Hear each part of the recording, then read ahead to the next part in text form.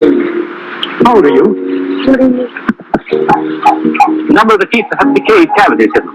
And that has happened because he's not eating enough fish or not getting enough milk.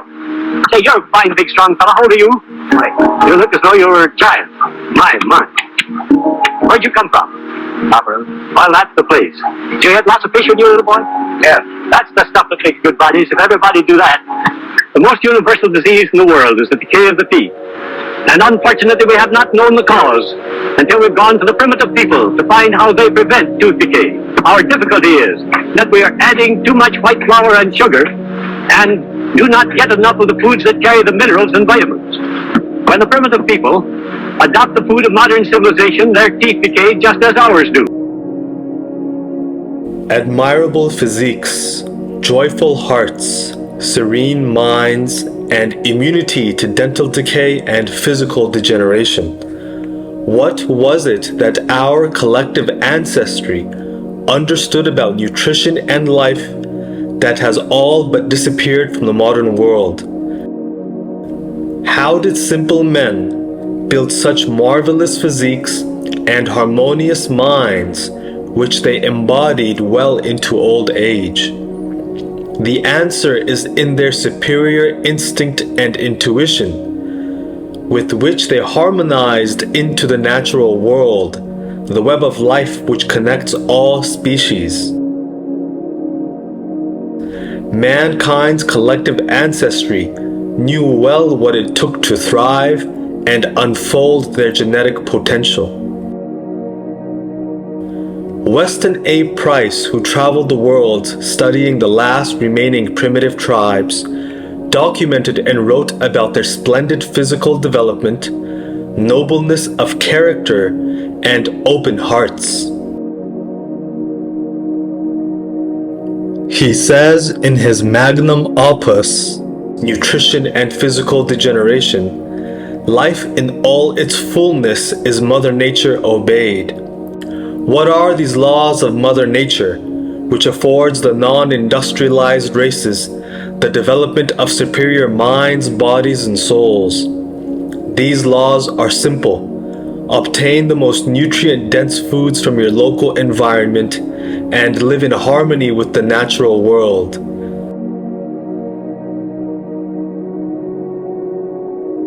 The mere obedience to nature's laws affords all creatures the genetic unfoldment and harmonious development of their being. This is the primary aim and purpose of life by nature's mandates. It is a fundamental law of existence itself.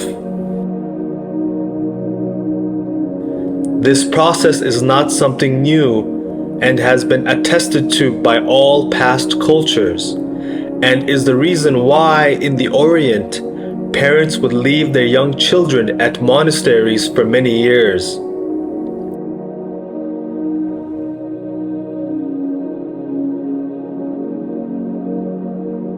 It is the ascension path of the Judeo-Christian and Islamic traditions.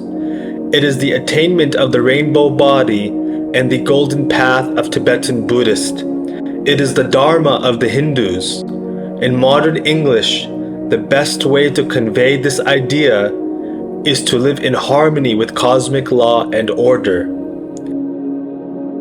This is the original aim of all yogas, meditations, and spiritual practices, to live in harmony with nature and cosmos, and to fulfill our purpose as human beings.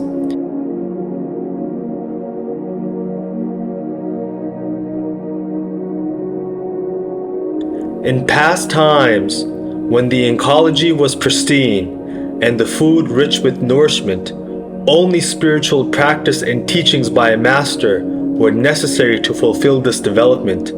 Today, this is not the case. Majority of the population is very malnourished. The food lacks nutrition, and everyone is saturated with toxic chemicals.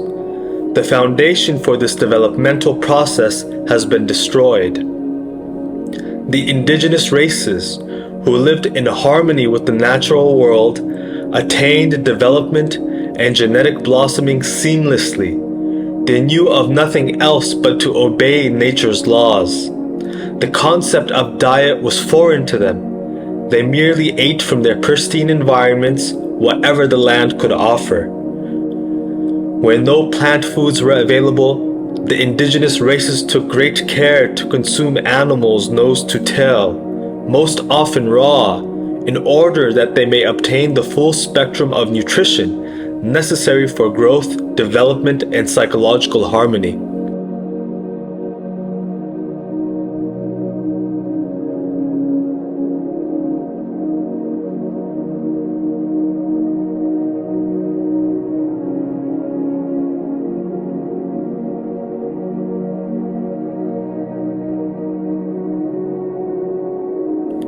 Where plant foods were abundant, the indigenous races made sure to utilize and incorporate whatever the land could offer, animal and plant foods.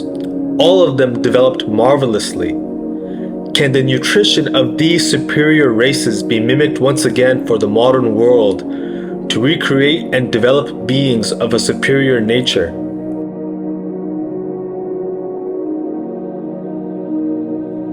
The meat of diseased animals from commercial feedlots will not provide such nourishment, nor will the agricultural foods of chemical farming that are the products of dead and depleted soils.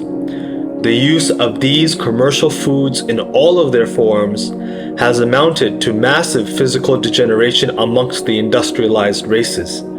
Harmonious development and genetic unfoldment is rare. The skulls have shrunk, sperm counts have plummeted, infertility is rampant, autoimmune disorders plague the populations of industrialized nations. What the human organism needs in order to develop and blossom harmoniously is a harmonious relationship with his natural environment and the acquisition of foods which provide the full spectrum of the building blocks to life. This is the birthright of every creature and human being, but sadly, today this birthright is not afforded to 99% of walking humanity. My work revolves around reintroducing and once again revealing this science of development to modern humanity. This is an ancient art and science which I have adapted to the modern world and includes the methods, protocols, techniques, and disciplines needed to help a person unfold his or her birthright. My name is Varis Ahmad. I am a polymath and a regenerative farmer.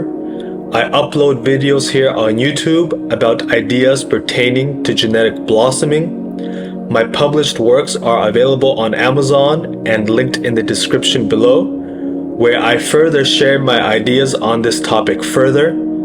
Please like and subscribe for future videos. Thank you and have a wonderful day.